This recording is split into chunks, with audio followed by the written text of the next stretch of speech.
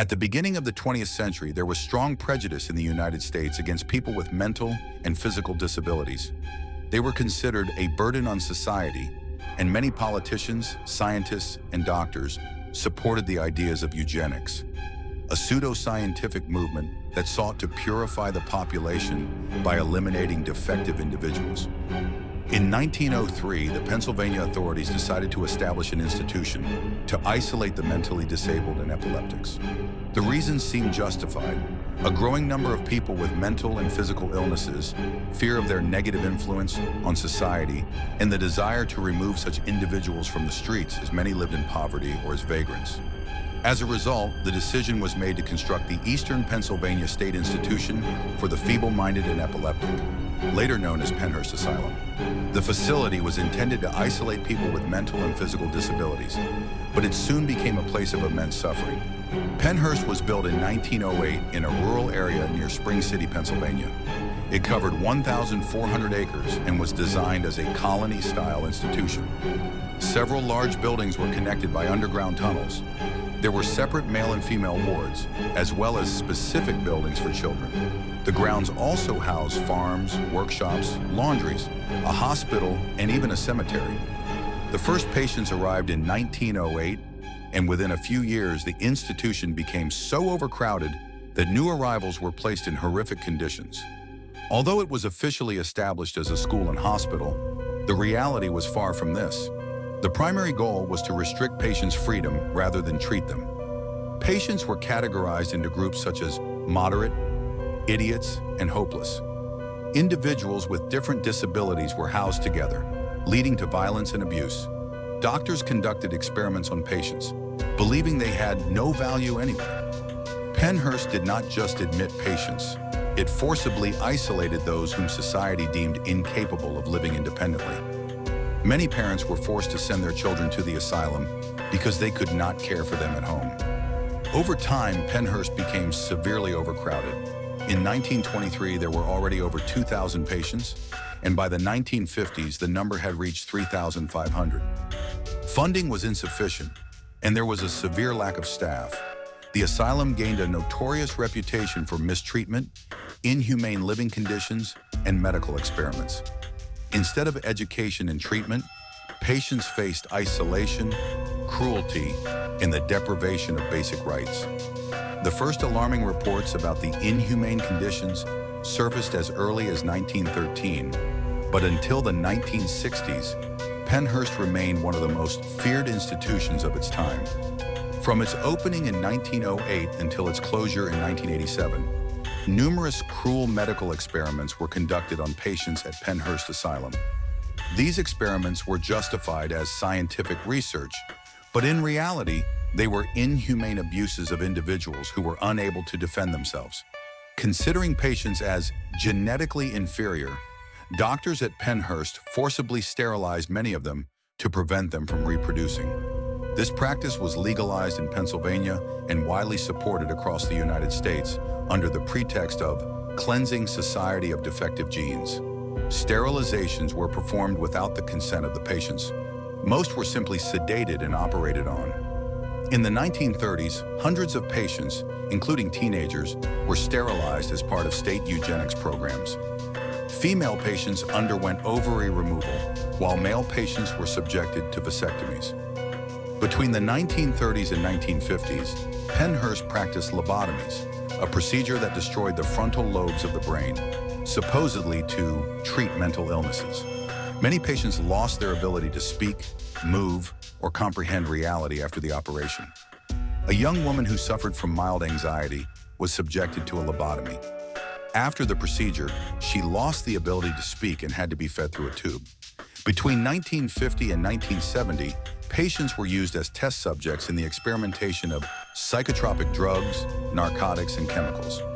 Medications were administered without explaining potential side effects. Doses often exceeded the recommended limits.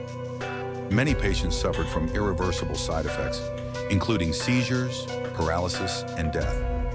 Patients were given large doses of chlorpromazine, an antipsychotic drug, leading to severe nervous disorders and irreversible brain damage.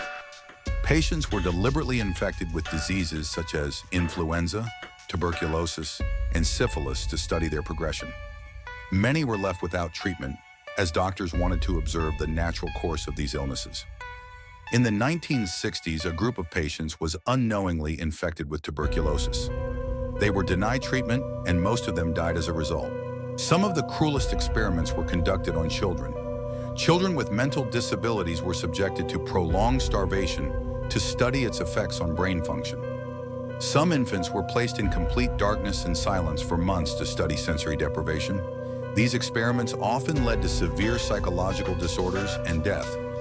In the 1950s, a group of infants was isolated in completely dark, soundproof rooms without human contact. After several months, most of them lost the ability to develop normally.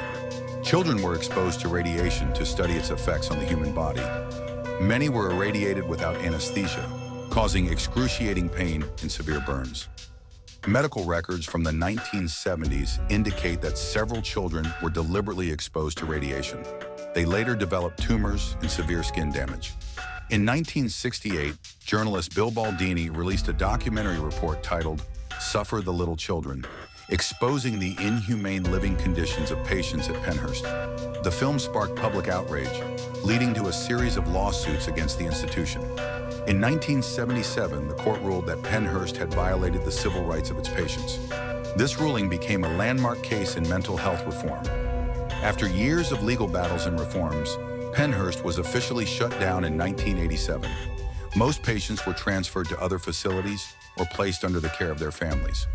Although Pennhurst Asylum was shut down, it remains one of the most terrifying abandoned places in the United States. Over 80 years of operation, thousands of patients died within its walls, many of whom were subjected to torture, abuse, and cruel medical experiments. These tragic events have given rise to countless legends, rumors, and paranormal occurrences, frequently witnessed by investigators, tourists, and ghost hunters. After the asylum's closure, guards, researchers, and visitors began noticing strange phenomena, including screams and moans echoing from empty rooms, footsteps heard in the abandoned hallways, objects moving on their own, shadows and ghostly figures appearing in doorways, cold spots and sudden waves of fear without any visible cause. Many believe Pennhurst is soaked in suffering, and the spirits of former patients still roam its buildings. The medical experimentation wing was the site of lobotomies, chemical injections, and radiation experiments. Visitors often report hearing agonizing moans, as if someone is still in pain. Many claim they have been touched by invisible hands. In 2010, a team of investigators recorded unusual spikes in electromagnetic activity. One of them felt a sudden push on his back, yet no one was behind him. The underground tunnels connected the buildings and were used to transport patients.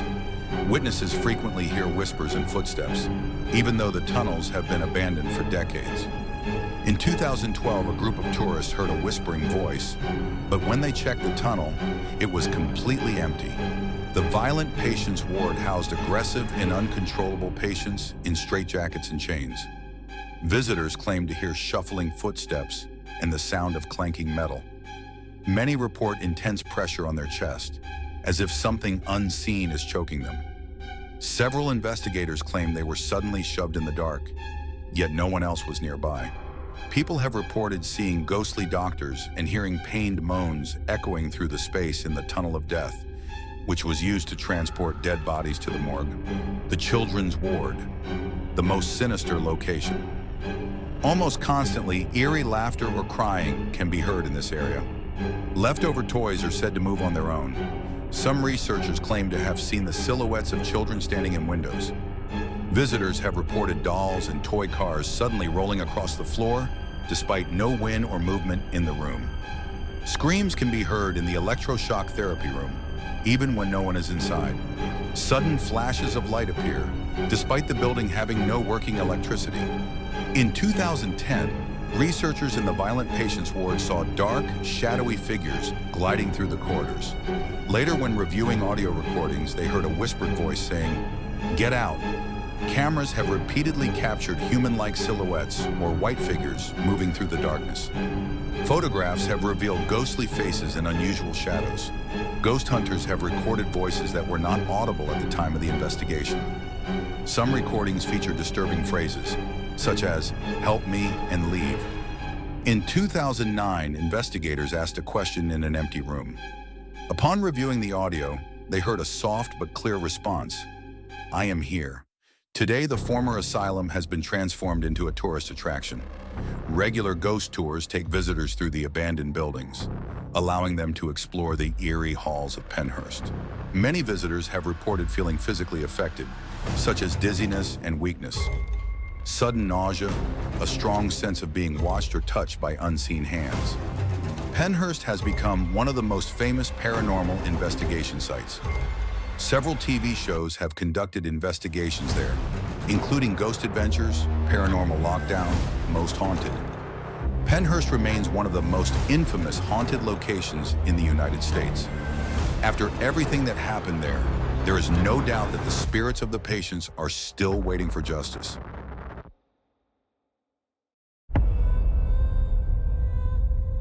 Subscribe to our channel. Like it to see even more interesting places and unusual incidents.